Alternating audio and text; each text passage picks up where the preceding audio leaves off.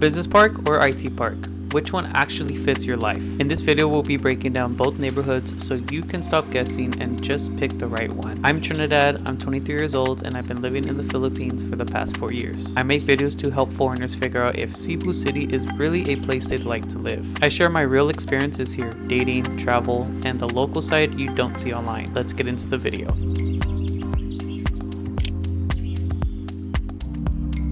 The way I like to describe CBP or Cebu Business Park is that it's a more calmer version of IT Park. What I mean by that, it's more laid back. A lot of people probably like to retire there because it's not where all the call centers are. Even though there are call centers inside of CBP, it's not as dense as it is compared to Cebu IT Park. During the day, it's fine. You get to do all the things that you need to do, whether it's grocery shopping, going out to eat at restaurants, seeing people socialize, talking to girls, whatever you want to do.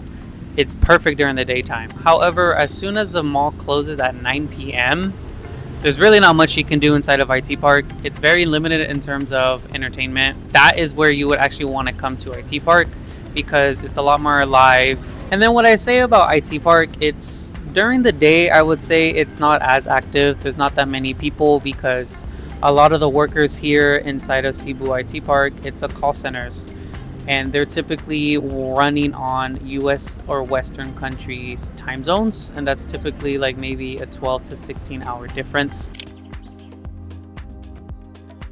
For Cebu Business Park, I feel like it's a lot better to be here during the daytime simply because the corporate buildings that you see inside of Cebu Business Park, I feel like are for Filipino corporate. And what I mean by that is these companies function during the daytime. There are some call centers that are inside of Cebu Business Park, but I think the ones that you normally see are catered towards Filipino corporate. Now compare that to Cebu IT Park, I feel like all of the Americans or just Western countries that want to take advantage of cheap labor, they rent out a lot of the corporate floors that they have in these buildings to handle their customer service, or maybe just call center agents, whatever you want to basically get cheap labor for. That's what they do here. And then that kind of explains why a lot of things inside of Cebu Business Park are just all open 24 hours. There are several cafes that I can mention that digital nomads work in, regular Filipinos that are VAs. So it's a very diverse range of type of workers that you have in Cebu IT Park than you do in Cebu Business Park. In IT Park, it's the other way around. A lot of things are normally dead during the day. If you do walk around here, you'll probably have some companies that are working during the day. And you'll see it when you start walking around this area. A lot of people are just like at home.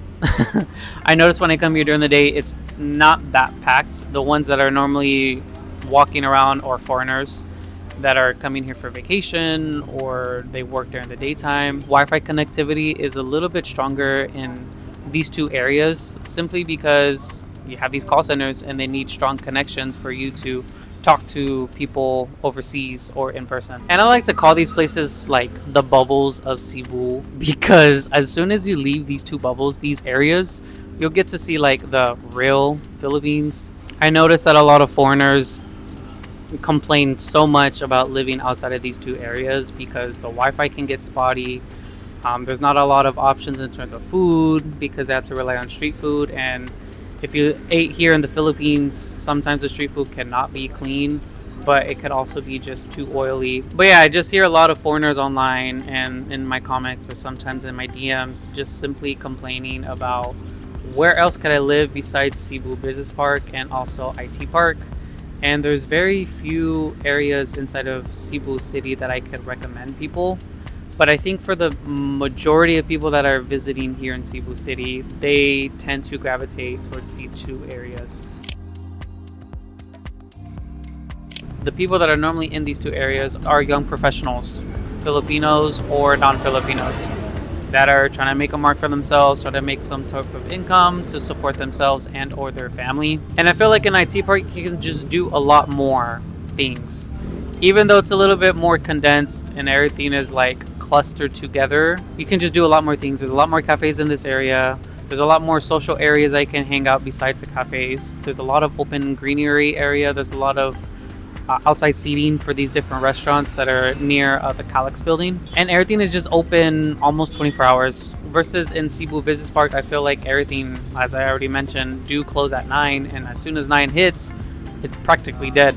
If you're not like a BPO worker, if you're not a call center's agent, then there's really not much for you to do.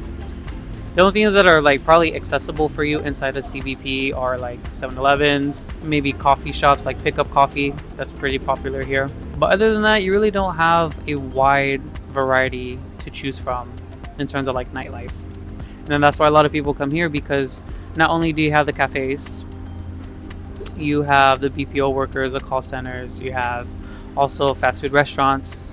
If you don't want to eat at fast food restaurants, there's nice restaurants that are open until midnight. And then you also have Subog Mercado.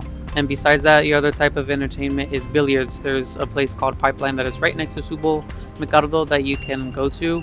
And then there's also like Avenir building. There's a Sky Lounge that you guys can go to. And then also in Seda Hotel, you don't have to actually rent their hotel rooms. You can simply go all the way to their Sky View deck and have a nice dinner with friends. Maybe you can take a girl out there. I feel in both areas there is convenience in terms of walkability, because the mall has everything that you can think of. I have been saying this in all my videos. The mall has literally everything that you can think of. If you need electronics, you can go there for TVs, you can go there for cameras, you can go there for phones, you can fix your phones, laptops, what have you.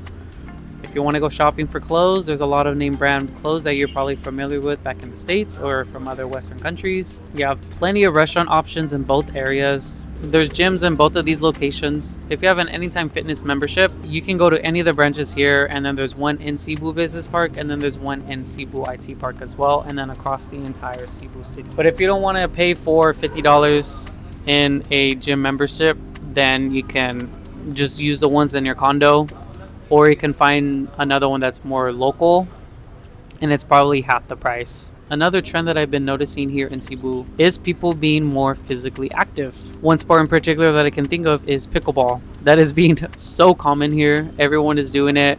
There's so many different courts that you can choose from, and they're always packed. So if you want to try it, I would try to book them in a week in advance, because it is that popular. Besides that, a lot of people do running. If you guys saw my other video, I did a half marathon. That is a very popular thing to do here as well. There is a website that you can go on, and I'll probably link it up right now inside the description, and just show it up on the screen of where you can go to see all the scheduled marathons within Cebu City or just in the Visayas region, and also up north in Luzon area. But yeah, there's definitely a lot of things that you can do in both of these areas that is walking distance. You don't have to get in a taxi to explore the city and find similar interests that you have. A lot of people do a lot of events over the weekends, and a lot of the things that I've been showing you guys in my other videos have been in close proximity to these two bubbles. And I try to do it that way because I know some people just want to stay in their little bubbles and just not explore. But if you give it a try and explore more than just these two areas, there's a lot to offer, and you can have a lot more fun. If you want to live in Cebu Business Park, this is for the type of person who likes to do things during the day and want peace at nighttime. If you like strolling and seeing a lot of greenery and more shade, a person who really doesn't want to buy a car and wants to rely heavily on transportation, and if you just want to have an overall relaxing experience living in Cebu City, then Cebu Business Park is definitely up your lane. Now, if you want to live in Cebu IT Park, this is the person that is probably still working, that needs strong Wi-Fi connection to work with clients overseas or just simply online, is a night owl and likes to do things more at nighttime than during the day, wants to live in more high-end condominiums, and wants to mingle with other people such as themselves, then Cebu IT Park is definitely up your lane. I've been living here for almost 4 years. In those 4 years, I've been staying in the same place. It's in Solanea Towers. I love those towers so much. I'll probably show you guys what they look like in future videos, because I do want to show you more cost of living, because I know that's a thing that is very popular and in demand on what people want to know, especially living here in Cebu City. Even though I am 23 years old, I would still prefer to live in Cebu Business Park, simply because I'm able to get everything that I want to get done within the day. But if I want to extend my day, I can go to this area.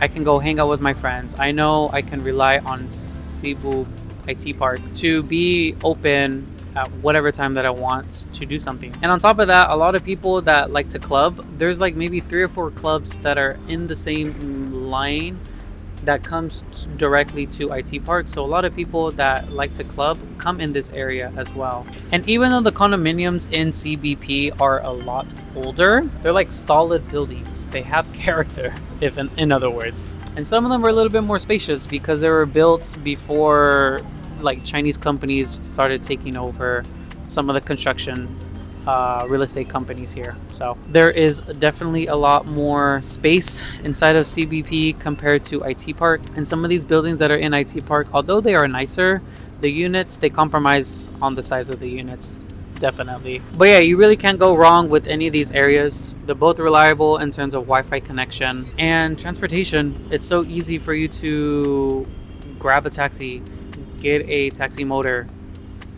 All these different modems of transportations are at your fingertips and walking distance.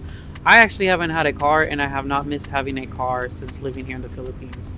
And it's been 4 years. So me going back to the States in maybe several months from now, it's going to be an adjustment definitely to get back into driving a car to everywhere.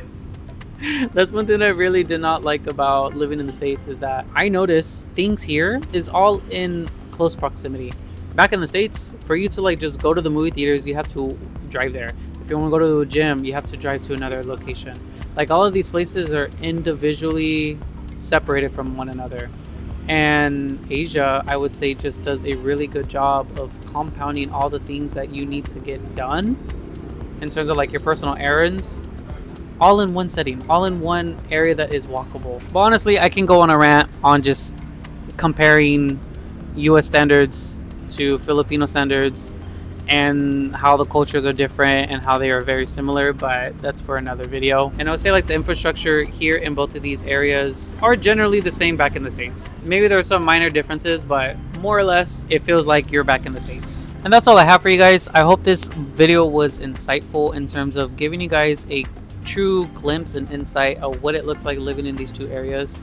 I really did take the time to show you guys the street view because I do see very limited videos showing you what it looks like living in Cebu Business Park and also in IT Park, but I do see a lot of people like talking about it, not really showing what it looks like. And that was kind of me getting my own spin on these two areas that people just tend to gravitate towards. If you do have any recommendations in terms of what condominiums you guys want to see inside of Cebu City, then please let me know in the comment section, or you can also DM me on Instagram. And with that, I will see you guys in my next video.